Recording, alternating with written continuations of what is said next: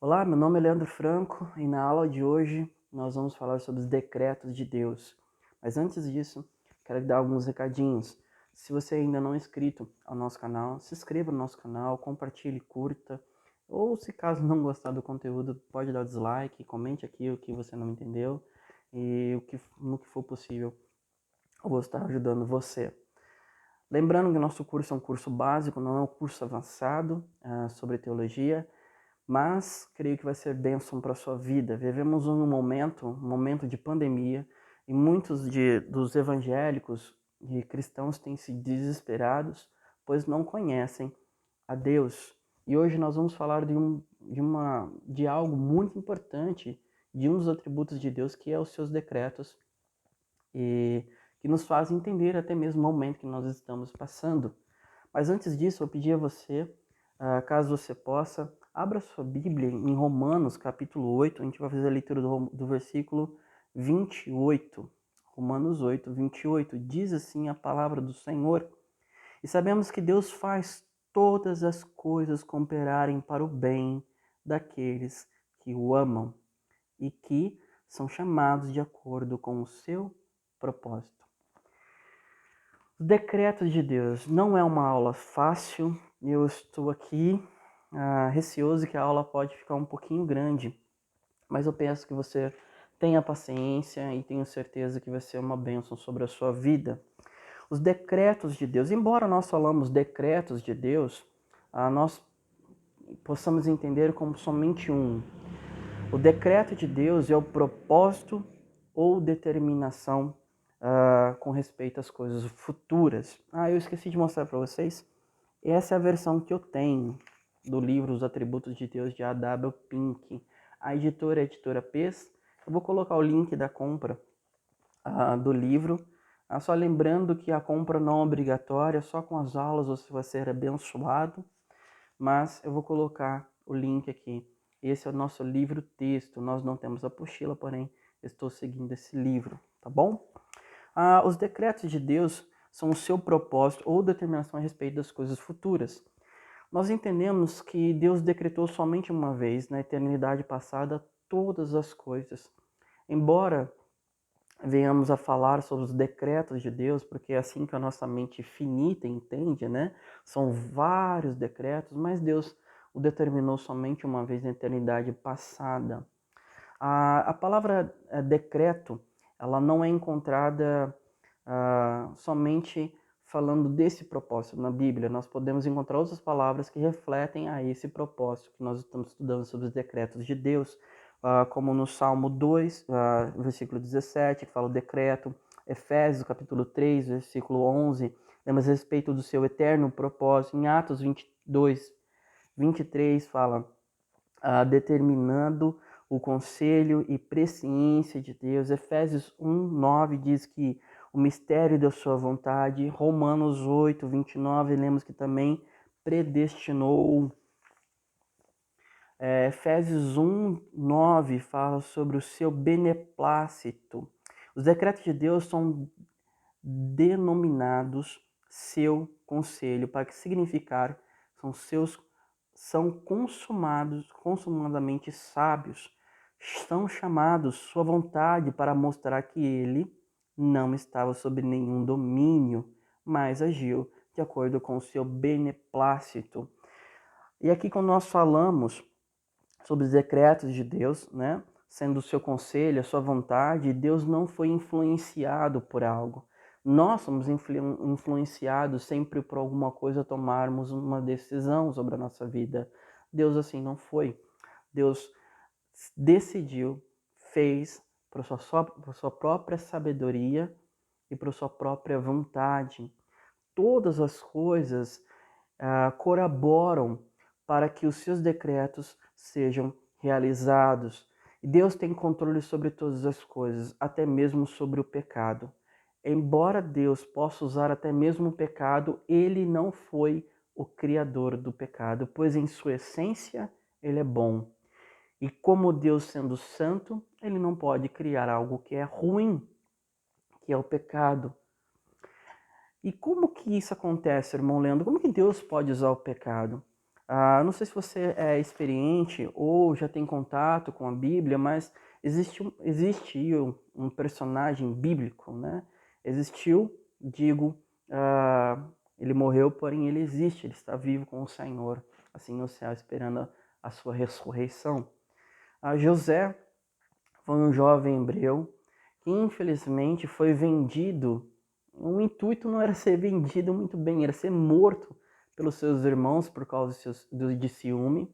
Ele foi vendido e depois foi comprado para ser escravo.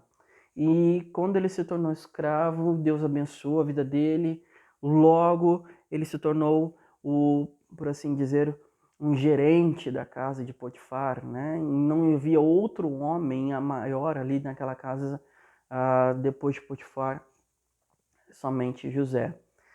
E Deus abençoou também a casa de Potifar, mas a sua esposa, mulher de Potifar, queria se deitar com José, mas José a negou.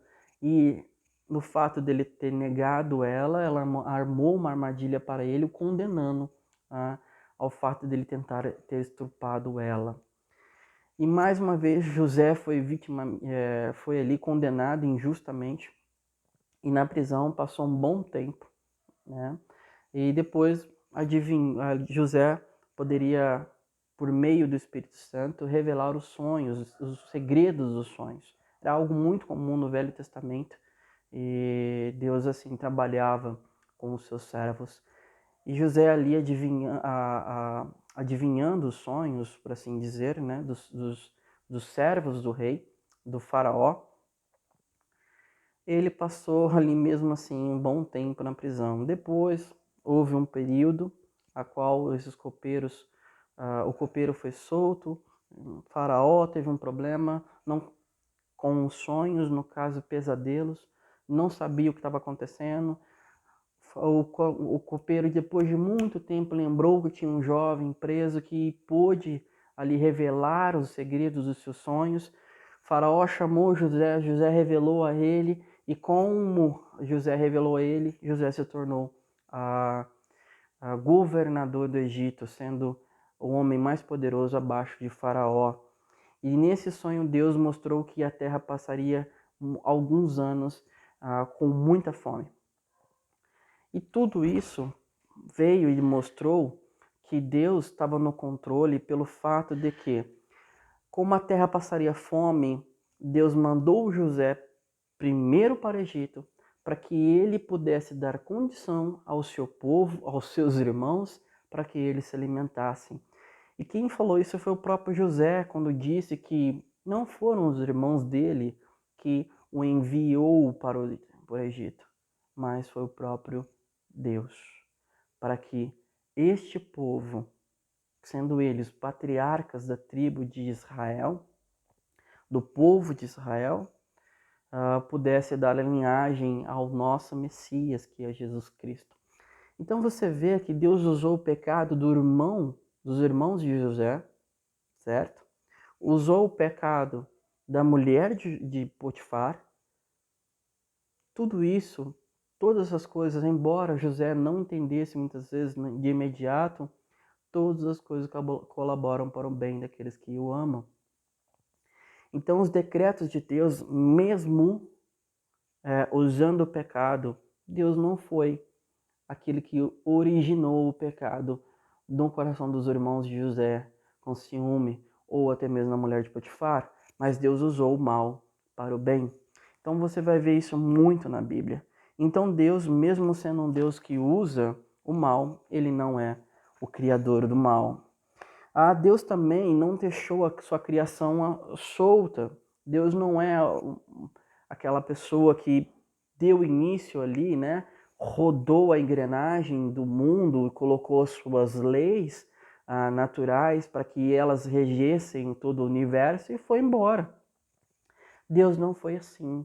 Deus não somente criou as leis, mas também todos os acontecimentos do mundo. Tá? Deus é soberano sobre todas as coisas, seja elas pequenas ou grandes. A Bíblia vai dizer que os cuidados de Deus não são criados.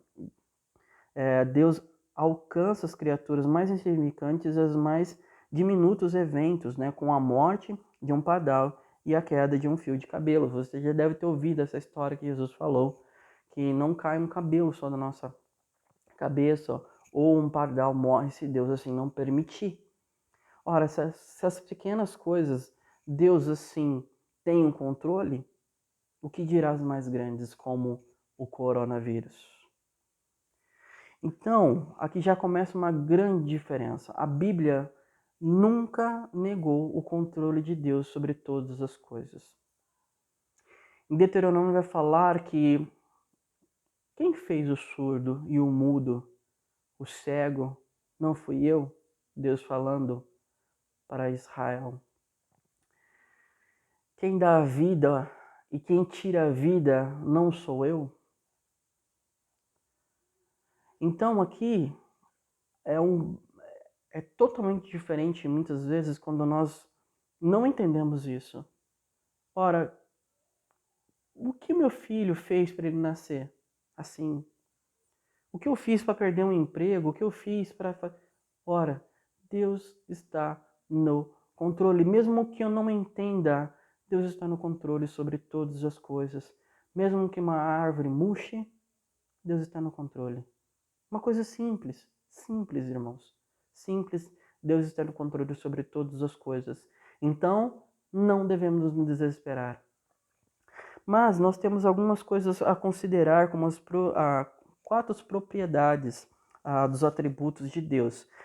Primeiro, que eles são eternos. Segundo, que são sábios. Terceiro, que eles são livres. E quarto, que eles são absolutos e incondicionais. O que nós queremos dizer que eles são eternos? Como eu acabei de falar, Deus determinou isso de uma vez só. Se nós falamos que um decreto de Deus foi feito depois da eternidade passada, nós estamos entendendo que Deus está aprendendo. Então, opa, se eu fiz tal coisa lá, eu vou fazer tal coisa aqui. Porque já que eu errei aqui, eu vou por essa direção. Não. Deus fez todas as coisas. Ele já determinou todas as coisas na eternidade passada. Ele não está aprendendo. E como algo que é eterno, certo? A gente deve entender todas as coisas, até mesmo como a nossa salvação. Deus determinou a nossa salvação antes mesmo da fundação do mundo, pois o Cordeiro foi crucificado antes mesmo da fundação do mundo. Aqueles que vão ser salvos porque Deus escolheu antes mesmo da fundação do mundo. E aqui é uma parte interessante, porque muitas vezes nós entendemos que algumas coisas são graças a mim. E até o nascimento nós não escolhemos. Eu não escolhi o dia que eu fui nascer. Você escolheu onde foi nascer, qual o seu pai. Assim também é nosso nascimento espiritual. Nós não escolhemos. Foi Deus que nos escolheu. Efésios 2 vai falar que até mesmo a fé que nós temos veio de Deus. Então os decretos de Deus, por eles serem eternos, eles têm reflexo no nosso tempo. Então, não devemos nos desesperar. Não devemos nos desesperar. Nós temos um Deus que é sábio. E esse Deus que devemos ser sábio, eu tô com uma escolinha aqui, viu, irmãos? Então, só para mim não se perder, tá bom? Então, esse Deus que é sábio é demonstrado também nos decretos de Deus. Você já parou para pensar que muitas vezes eu e você duvidamos da sabedoria de Deus? Mas, Senhor, por que você fez tal coisa? Se nós, como espectadores, estivéssemos assistindo o filme de José e não viemos a saber o final, certamente eu e você questionaríamos a Deus dizendo: Ah, Senhor, mas como que o Senhor vai sustentar o seu povo, guardar o teu povo? O Senhor está prendendo José, como que pode isso? Sabe, a gente iria criticar. A gente critica Deus constantemente sobre as nossas vidas, de atos que Deus toma sobre as nossas vidas, não está certo. Não, se eu poderia ter feito um pouco melhor. Mas não há outro sábio como Deus, pois ele é a origem de toda a sabedoria do universo. Como pode eu e você entender os decretos de Deus mais do que ele, sendo ele a fonte de sabedoria? Deus faz com que a humanidade se coloque no verdadeiro lugar dela, que é no pó. Se você olhasse para Deus naquele momento que Cristo foi crucificado, que sabedoria é essa, Deus? Como que pode o Senhor falar que é sabedoria matando o seu próprio filho? Mas, como nós sabemos, Deus não é homem. Deus não é homem. Deus é a fonte da sabedoria e todas as coisas colaboram para o bem daqueles que o amam. E quando nós falamos todas as coisas mesmo. Dor, morte, perda de emprego, tristezas. E mais uma vez, lembre da história de José. Lembre da história de José. Então, diante dessas coisas, nós podemos entender, ó Senhor, quão variadas são as tuas obras, todas as coisas que fizestes com sabedoria. Salmo 104, versículo 24. Olha os céus, como os céus proclamam a sabedoria de Deus. Eu desafio você a pensar muitas vezes, como que você faria para criar uma laranja? Por onde você começaria? Ou o nosso corpo, que é uma máquina perfeita. O universo. Você parou para pensar por que você não cai para cima? Interessante isso, né? A gravidade nos prende aqui. Mas o mundo, a Terra está rodando. Está rodando, e nós estamos presos aqui. Ao ponto que ninguém sai voando. Tudo isso é sabedoria de Deus. E o grande problema é que muitas vezes nós, como igreja, menosprezamos aqueles que estudam ciência. Irmãos, devemos incentivar aqueles que estudam ciência. Devemos incentivar aqueles que procuram conhecer, porque quando eles procuram conhecer e buscar sabedoria, devemos mostrar que existe um Deus sobre todas as coisas. E agora, como cada vez mais cientistas estão caindo por terra, e entendendo que existe uma sabedoria. Mesmo que eles não confessem que é o Deus da Bíblia, eles estão cada vez mais entendendo que existe um Deus. Pois é muito perfeito esse mundo. É muito perfeito o universo, como que tudo veio ser criado. E como existe uma organização. E essa organização, essa perfeição reflete ao nosso Deus.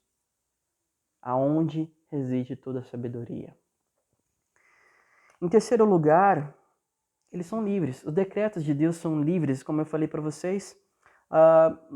Deus não é persuadido, ele não é, por assim dizer, tocateado ali no canto, colocado de canto, falar, você vai ter que fazer isso por causa disso. Não. Deus é livre. Deus é livre. Deus é livre para fazer o que ele quer, como ele quer. E em quarto lugar, o vídeo já ficando longo demais, em quarto lugar, os decretos de Deus são absolutos e incondicionais. O que isso quer dizer? Quando nós falamos silêncio absoluto, é que não tem nenhum barulho. Quando nós falamos incondicional, é que nele mesmo, ele não precisa de algo, ele é completo. Então ele não precisa de ajuda. A palavra de Deus diz assim, o meu conselho será firme e farei toda a minha vontade. Isaías 46, 10. Efésios diz assim, faz todas as coisas segundo o seu conselho, da sua vontade. Deus não é interrompido, Deus não é colocado de escanteio, mas todas as coisas são feitas por meio da sua vontade. E lado a lado com isso também temos a soberania de Deus versus a responsabilidade humana. E aqui existe um mistério que nós muitas vezes, no afã de querer ajudar a Deus, ou querendo livrar o ser humano, nós ou colocamos algo muito superior ou colocamos algo em detrimento à outra. Mas aqui eu vou ler o livro. Lado a lado com a imutabilidade e invencibilidade dos decretos de Deus, as Escrituras ensinam claramente que o homem é uma criatura responsável e que tem de que responder por suas ações. Lembra dos irmãos de José? Eles vão responder pelas ações deles, e responderam. A responsabilidade do homem não está livre da soberania de Deus. E as nossas ideias se formam com base se as nossas ideias se formam com base na palavra de Deus, a defesa de um daqueles ensinos não levará à negação de outro. Ou seja, eu não posso negar a responsabilidade humana, porque a palavra de Deus fala constantemente: arrependei-vos. Olha, se você vai fazer todas as coisas, faça, mas lembre-te do teu Criador. Existe uma responsabilidade humana e ela não deve ser negada. Nós não somos boneco ventríloco, né? Aqueles bonecos de ventrículo que fica ali sendo controlado. Não sei se eu falei correto o nome, mas se você puder me corrigir, se eu estiver errado, nos comentários me corrija. Aqueles bonecos, né, que fica alguém controlando, nós não somos assim. Nós temos as nossas responsabilidades. Sempre acontece isso quando há uma conjunção do divino e do humano. A verdadeira oração é ditada pelo Espírito Santo e, não obstante, é também um clamor do coração humano. Ora, Deus habita em nós, o Espírito Santo habita em nós, e quando oramos é por meio do Espírito Santo. A palavra de Deus vai falar em Romanos que o Espírito geme com gemidos inexprimíveis. Ao ponto de eu e você não sabemos como orar, mas quando oramos somos conduzidos a orar por meio do Espírito Santo, mas isso quem fala é a nossa voz, nosso clamor humano também. Se eu peco, como no caso dos irmãos José, voltando aqui novamente, foi porque eu quis. Foi porque eu quis. Mas Deus pode usar todas as coisas como Ele quer. E Ele usa todas as coisas como Ele quer. As escrituras são a palavra de Deus inspirada, porém foram escritas por homens que eram algo mais que máquinas nas mãos do Espírito. Cristo é Deus e homem. Ele é onisciente, mas crescia em sabedoria. E aqui você vê vamos dizer assim, irmãos, a loucura, muitas vezes, como nós falamos de Deus. Jesus encarnou como homem, mas como homem não deixou de ser Deus, mas se tornou homem e Deus, 100% homem e 100% Deus. Ele, como Deus, era onisciente, mas crescia em sabedoria, foi crucificado por sua fraqueza, mas era o Deus Todo-Poderoso. A loucura, Deus morreu. O príncipe da vida, e contudo morreu, mistérios profundos são esses, entretanto a fé os recebe sem contestação. Ou seja, algumas coisas nós não entendemos 100%, mas uma coisa nós entendemos: todos nós seremos cobrados pelo aquilo que nós fazemos, falamos e pensamos. Vamos dar conta sobre tudo que nós fazemos. A soberania de Deus e seus decretos não valida as nossas ações. Ela não invalida. Você e eu vamos prestar contas sobre todas as coisas. Então, diante disso tudo, temos a lembrar, o coronavírus está aí não porque Deus foi fraco ou porque... Não, Ele mandou. Diferente de José, eu não posso ler história e saber que Deus está fazendo no nosso tempo, mas eu posso saber que Deus está no controle de todas as coisas. Se o meu parente morreu, foi porque ele quis. E glória a Deus por isso, porque ele é sábio, muito mais sábio do que eu. Se eu perdi meu emprego, glória a Deus por isso. Embora não entenda todas as coisas, Deus está sob o controle e toda a honra e toda a glória seja dada a Ele. E com isso, eu e você podemos nos consolar, podemos também impulsionar o nosso coração. Ora, se aquele irmão ou aquele colega não conhece a Cristo, Eu posso clamar a Deus que tem controle sobre todas as coisas. Se tal povo está sofrendo, eu posso clamar a Deus que tem controle sobre todas as coisas. Assim como Ele enviou, Ele tem poder para tirar. É nele que devemos nos refugiar. E nunca devemos esquecer, amados irmãos, vocês que conhecem a Cristo, todas as coisas colaboram para o bem e todas as coisas. Então não esqueça, os decretos de Deus refletem a sabedoria de Deus, a glória de Deus. Refletem aquilo que eu posso confiar. Você não está desamparado. O seu Deus não é o Deus que está sendo pego de surpresa ou ele está aprendendo com o tempo. Não. Não, não, não. O seu Deus tem controle sobre todas as coisas. Então se refugie no seu Deus. Conheça o seu Deus. Ame o seu Deus. E só assim você viverá em paz. Então é isso que eu queria falar com vocês. Na próxima aula nós vamos falar sobre a onisciência de Deus. E se você tem curtido, mais uma vez, compartilhe. Sei que a aula ficou grande, peço desculpas aos irmãos, mas é muita informação. E espero que na outra aula Deus possa nos abençoar como nos abençoou nesta aula. Deus abençoe e até a próxima.